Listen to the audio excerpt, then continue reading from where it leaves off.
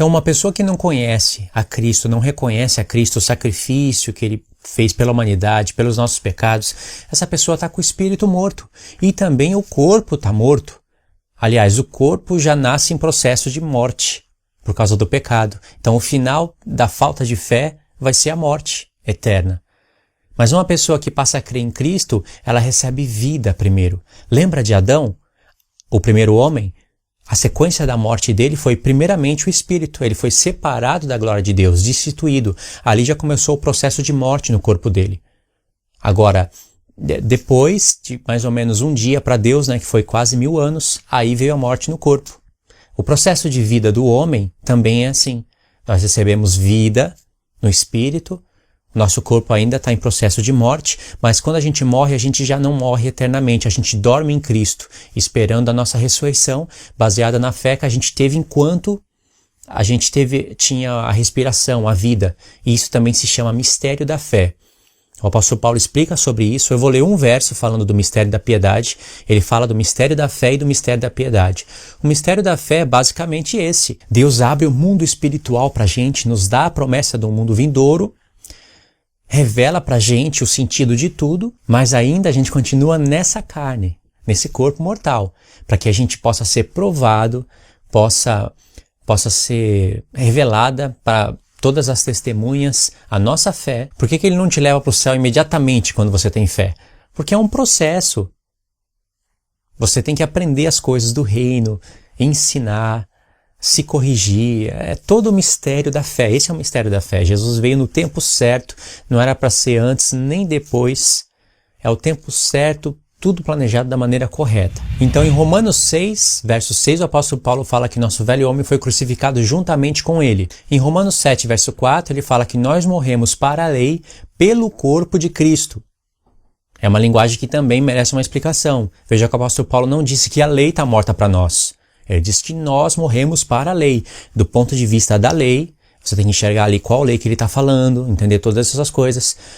Do ponto de vista da lei, nós estamos mortos. Assim o pecado não tem domínio sobre nós. Mas se é por meio do corpo de Cristo, por meio do corpo dele também nós ressuscitamos. Essa ideia de ressuscitar juntamente com Cristo e ascender nos lugares celestiais já foi profetizada por meio do sacrifício de Cristo, por meio daquele corpo. Em Efésios 2, ele fala que nós ressuscitamos juntamente com Cristo. Só ressuscita quem morreu juntamente com ele, só morre juntamente com ele quem era uma só carne com ele. E isso é uma representação espiritual que Deus deixou para a gente entender nos dias, começando nos tempos de Paulo e seguindo para frente até nos nossos tempos. Preste atenção no que Pedro falou a respeito disso. 1 Pedro, capítulo 2, verso 22 diz o seguinte, verso 22, o qual não cometeu pecado, nem dolo algum se achou em sua boca. Ele deixou bem claro, não cometeu pecado, nem dolo algum se achou em sua boca.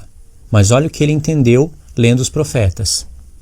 Pois ele, quando ultrajado, não revidava com ultraje, quando maltratado, não fazia ameaças, mas entregava-se àquele que julga retamente. Olha como ele diz que ele se entregava àquele que julga retamente. Ele tirou isso dos profetas. Eu vou ler alguns textos que falam sobre isso. Verso 24. Carregando ele mesmo em seu corpo, sobre o madeiro, os nossos pecados. Pedro viu que os nossos pecados estavam no corpo de Cristo, naquela mesma carne que representava a igreja, mas ele nunca cometeu pecado. Paulo disse, aquele que nunca viu pecado se fez pecado por nós. Ele se entregou como oferta pelo pecado, como propiciação por nós. Então, carregando ele mesmo em seu corpo sobre o madeiro os nossos pecados, para que nós, mortos para os pecados, vivamos para a justiça. Por suas chagas fostes sarados. E citou Isaías 53. Olha só, para que nós, mortos para o pecado, vivamos para a justiça. Mortos para o pecado, vivos para Deus. Vivos para a justiça. Mas quem são os que vivem para a justiça? Os que morreram para os pecados.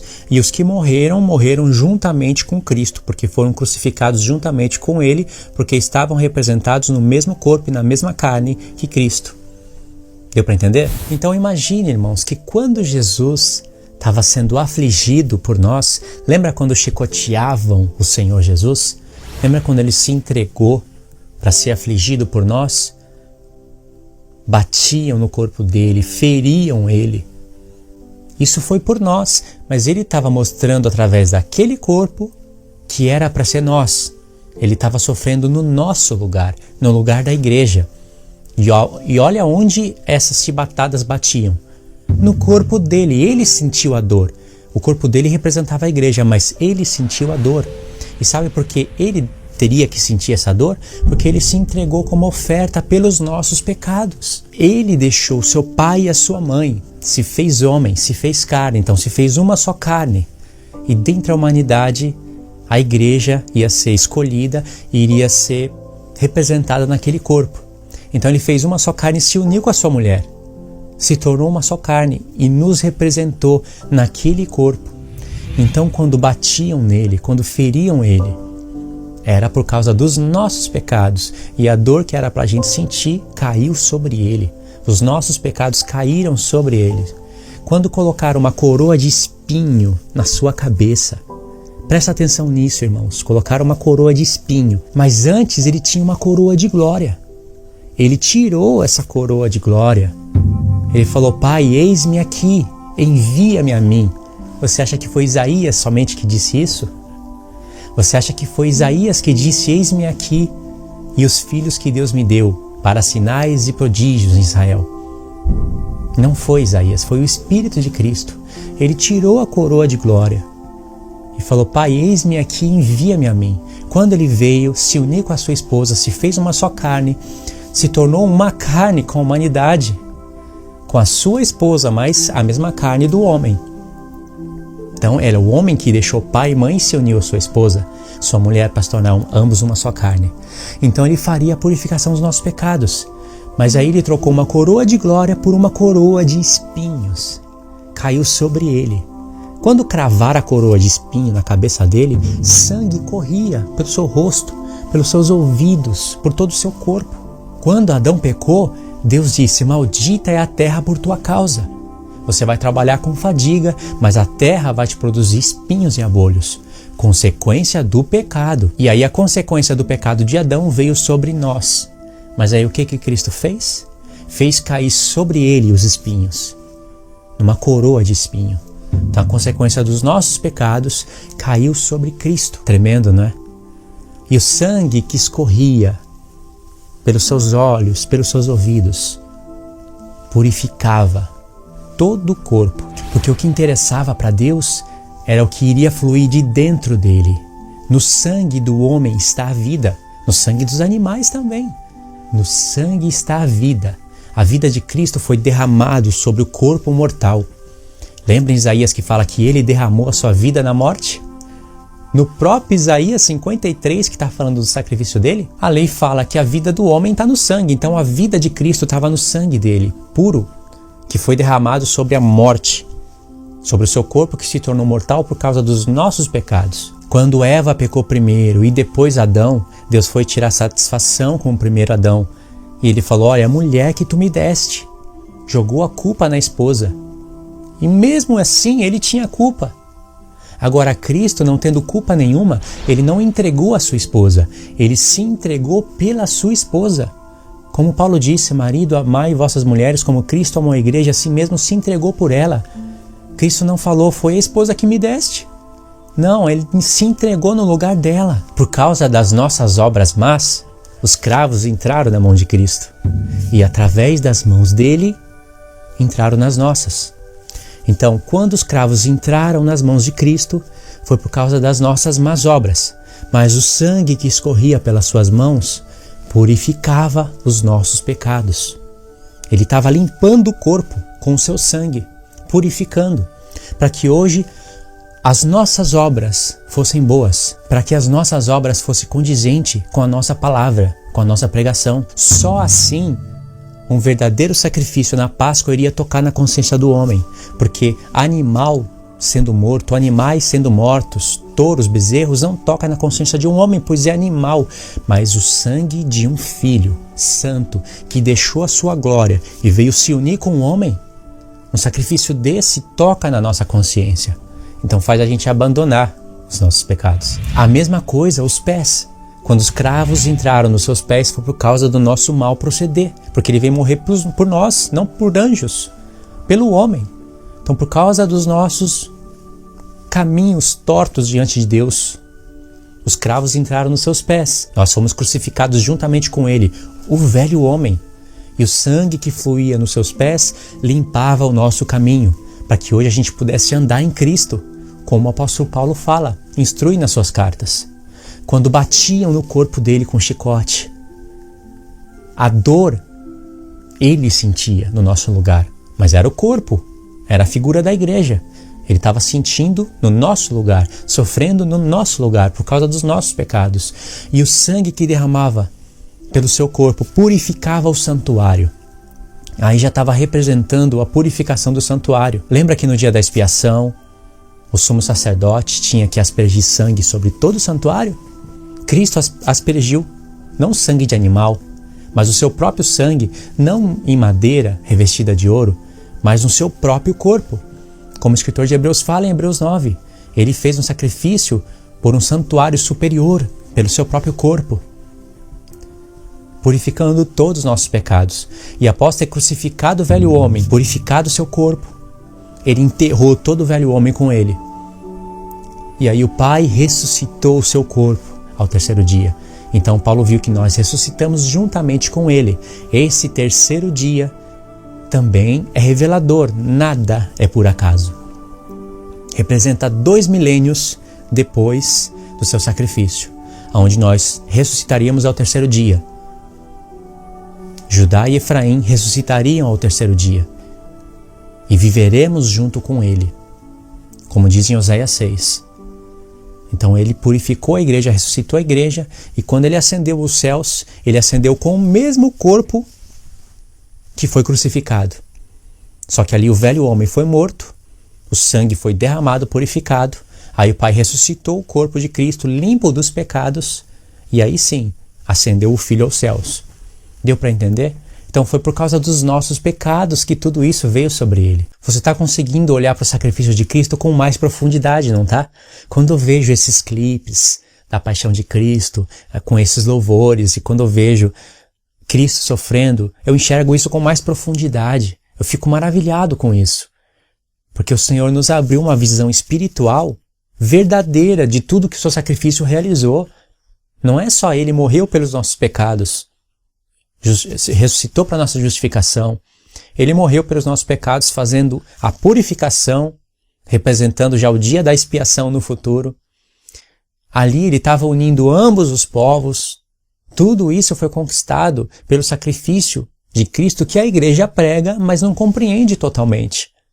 Porque após você ter uma compreensão mais correta do que tudo que o sacrifício de Cristo conquistou, você muda o seu entendimento. E o diabo sabe de tudo isso. As pessoas pensam que o diabo não interpreta as escrituras. Ele interpreta séculos na frente da igreja. A prova disso está quando Daniel recebia a revelação das 70 semanas. Ele entendeu tudo ali. Então essa ideia de pai, mãe, um filho, essa ideia é bíblica. A palavra trindade não está na Bíblia, mas a ideia que ela apresenta, mais ou menos, ela está na Bíblia. Mas o diabo, o que ele fez? Ele fez essa ideia se originar lá na Igreja Católica Romana, quando perseguia os cristãos. Alguns pegam toda essa ideia da trindade e jogam em quem? Pega uma lata de lixo, escreve nela Constantino e joga tudo lá. Fala, veio desse homem. Só que eles se esquecem de uma coisa. Antes de Constantino, tinha o povo judeu, que torcia a palavra de Deus. Está escrito na palavra que os gentios blasfemam o nome de Deus por causa dos judeus. Não é os judeus que blasfemam o nome de Deus por causa dos gentios. Entendeu? Está escrito isso. E aí, sabe o que eles fazem? Inverteram as coisas e torceram o sentido delas. Hoje você blasfemar o nome de Deus, na mente de alguns irmãos que andam travados na revelação da palavra, é você falar Jesus. Se você fala Jesus, você está blasfemando o nome de Deus. Profanando o nome dele, porque o nome dele é Yeshua. Não é Yeshua, é Yahshua. Não é Yahshua, é Yahushua. Não é Yahushua, é Yahu. Não é Yahu, é Yah. Não tem fim. Então as pessoas ficam brigando por causa disso, por causa do nome, e não recebem todas essas revelações. Deus não abre essas revelações para elas. Elas que falam o nome certinho. E jamais a Escritura está dizendo que você falar Jesus é blasfemar o nome de Deus. Deus fala o que significa blasfemar o nome dele. É justamente o que muitos dos judeus fizeram. Blasfemar o nome do Senhor, usar o nome do Senhor em vão. Deus fala, vocês profanaram meu santo nome entre as nações. Lê o contexto. Por causa das suas obras malignas, adoraram outros deuses, profanaram o meu sábado, fizeram isso, fizeram aquilo, tudo transgressão da Torá. Nada falando, vocês profanaram meu nome entre as nações porque falaram meu nome de maneira errada, porque traduziram na Bíblia Senhor, onde estava escrito Yahweh ou Yahvé. Então esses irmãos perdem as riquezas do sacrifício de Cristo. E o diabo manipulou essa ideia. Ele trabalhou nas gerações, sabe, com a mitologia grega, fazendo um pai e uma mãe gerar um filho. Então ele já foi trabalhando com essa ideia de pai e mãe, gerar um filho é coisa de trindade. Então trindade é uma aberração que veio da mitologia grega, que está lá em Constantino, que está lá na Igreja Católica. Mas na Bíblia tem essa ideia.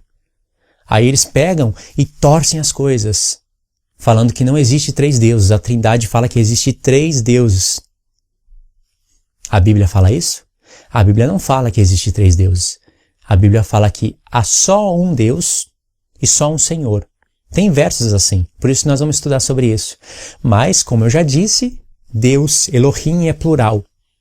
Jesus é chamado de Deus no Antigo Testamento, no Novo Testamento, no grego, no hebraico, por simbologias, literalmente. Está escrito na sua Bíblia, em qualquer Bíblia mundial vai estar escrito isso.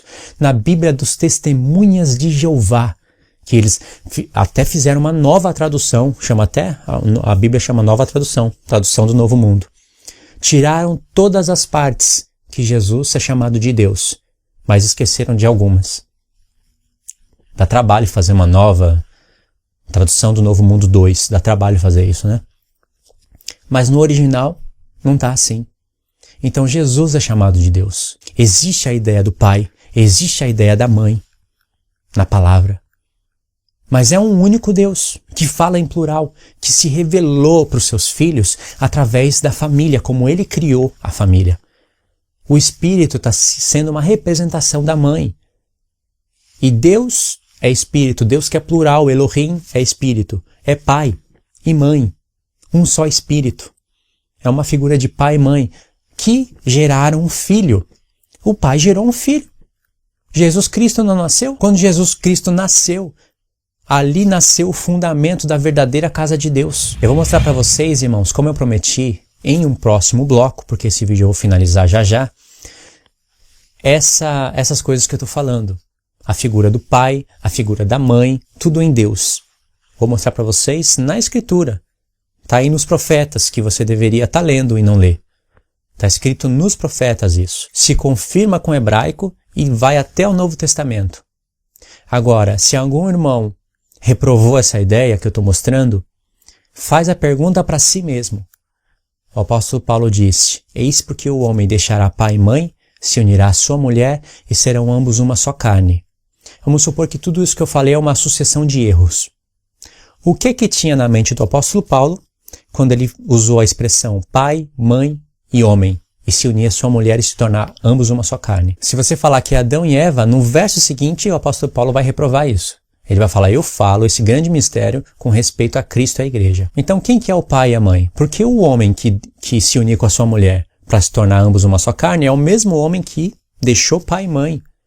E esse homem, ele fala que não é Adão, é Cristo e a igreja. Faz essa pergunta para si mesmo e tenta responder ela. Você jamais vai encontrar uma resposta, se não for essa que eu estou mostrando para você no vídeo. Mas mesmo assim, faça essa pergunta para si. E eu vou mostrar nos profetas que o Espírito Santo, que fala nas Escrituras, se coloca como mãe. E também se coloca como pai, que haveria de gerar um filho no futuro. Basta só você entender que a esposa somos nós. Não fica difícil de pegar isso. Entendeu, irmãos? Só que eu vou ler isso direitinho, vou fazer isso num próximo bloco, e esse estudo tem uma continuação. A gente vai ter que voltar lá em Adão e Eva, porque tem mais revelações lá. E depois, lembra que eu falei que tem mais mistérios em Efésios 6? esse grande mistério que o apóstolo Paulo aparentemente concluiu ali em Efésios 5, aí veio capítulo, veio epígrafe, né? Mudou a ideia? Não mudou, continua. A revelação continua em Efésios 6 e ele vai ampliar a revelação, nos levando para meditar nos mandamentos de Deus. Você vai ver o quão espiritual são as Escrituras, os mandamentos de Deus, e quanta espiritualidade tinha o apóstolo Paulo e como ele ensinava isso para a igreja. Você também deve ter aprendido quanta revelação você perdeu por dar ouvidos a muitos judeus messiânicos e pessoas que não são judeus messiânicos, que reprovam a ideia da Trindade sem meditar nelas, que fazem apenas coletas de alguns versos nas Escrituras para reprovar a ideia da Trindade, apenas coletas. Eu escolho esse verso não quero nem olhar para ele, mas está lá. O verso que jogou fora está lá, ele existe. Chamando Jesus de Deus, falando que o Espírito é uma figura da mãe, palavra Elohim, com seu sentido original, no plural, façamos, todas essas coisas existem. Deixa tudo isso para lá. Vamos escolher somente o que a gente quer para reprovar a ideia da Trindade, porque vem de Constantino. Você aprendeu isso. E o principal, irmãos, vocês viram o quão profundo é o amor de Cristo por nós, pela sua igreja, e como ele quis colocar profundidades no sacrifício do seu Filho. Hoje você vai poder olhar para o sacrifício de Cristo com muito mais profundidade, entendendo tudo ou quase tudo que o sacrifício dele conquistou. E essas coisas vocês aprenderam nesse vídeo, tá bom? Espero que Deus tenha falado ao coração de vocês, que vocês tenham entendido, até os irmãos que não creem na Trindade. Eu também não creio, se for a ideia como a Igreja Católica apresentou, eu não creio. A Igreja Evangélica também, em alguns pontos, eu não creio. Eu creio nessa ideia que eu apresentei no vídeo. Nem essa palavra Trindade é uma palavra legal de se ouvir, né? De tão suja que ela tá. Mas a ideia de Pai, Mãe, Filho, um único Deus. Um único Deus. Um único Deus. Quando Jesus fala: ó Israel, ouve, ó Israel, o vosso Deus é um único Deus. É Jesus que está falando ali. Ele está reprovando o Deus estranho. Ele está reprovando aquele que viria no futuro, falando que existe um único Deus, Alá, o misericordioso, o irresistível. Aquele mesmo que haveria de vir e reprovar todas as divindades que ele mesmo é o inimigo, que ele mesmo trabalhou e construiu no futuro e fez Israel adorar. No futuro ele se projeta como o único Deus, com a palavra da verdade, o Alcorão. Com a palavra da verdade, o Alcorão. É isso que Jesus estava reprovando no Sinai. Quando ele fala: ouve, ó Israel, o vosso Deus, o vosso Elohim, no plural, é o único Elohim. Não terás outros deuses além de mim. Não se esqueça de deixar o joinha no vídeo, compartilha ele para as pessoas conhecerem essas maravilhas. Compartilha no Facebook, compartilha onde der para compartilhar. E comenta, deixa os seus comentários. Eu vou tentar responder a todos que eu puder responder, tá bom? Deus abençoe a vida de todos vocês em nome do Senhor Jesus.